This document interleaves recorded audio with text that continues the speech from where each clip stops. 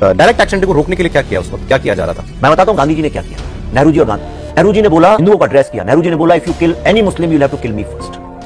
गांधी जी गए, भूख हड़ताल पे बैठ गए वहां जाके, और गांधी जी ने कहा कि जितने भी हिंदू लोग हैं अपने आर्म्स जो है, गोपाल मुखर्जी ने चालू किया था, वो सारे आर्म्स मेरे सामने सरेंडर करो। सबसे सरेंडर कराए। गोपाल मुखर्जी ने मना कर दिया। उसने कहा, अगर मैंने अपनी बहू बेटियों बच्चियों को बचाने के लिए अगर एक कील का भी इस्तेमाल किया है तो उन्हें आपके सामने समर्पित नहीं। उसके बाद गांधी जी गए नोआखली। नोआखली में राजेंद्र लाल रॉय चौधरी थे। मैं इसलिए इन हीरोज के नाम बोल रहा हूं क्योंकि बहुत बड़ा झूठ हमें जो सिखाया गया।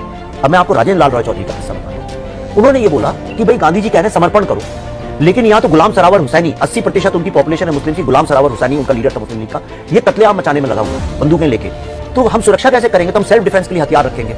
गांधी जी कांग्रेस ने कहा नहीं ये गलत है, वो नहीं माने, उन्होंने बंदूक रखी। लक्ष्मी पूजा होती है, खोजागिरी लक्ष्मी पूजा बंगालियों में बहुत महत्वपूर्ण होती है। उसमें उनने जितने हिंदू थे शहर के उनसे कहा कि तुम मेरी बाड़ी में रहो। उनको अपने घर में शरण दी। गुलाम सरवर हुसैनी की मियार फौज, मतलब मियाओं की फौज, उसने हमला किया। 2 दिन 2 रात तक वो आदमी अकेला अपने हथियारों से लड़ता रहा। अंततः उन 400 हिंदुओं को काट दिया गया और इनका सर काट के तश्तरी में पेश किया गया गुलाम को, और उनकी 2 बेटियों को सेक्स स्लेव दिया गया। उनका नीचे वाला धड़ स्वाम्प में फेंक दिया गया। गांधी जी एक दिन पद यात्रा पे जा रहे थे, गांधी जी के पांव के सामने उनकी लाश वहां पे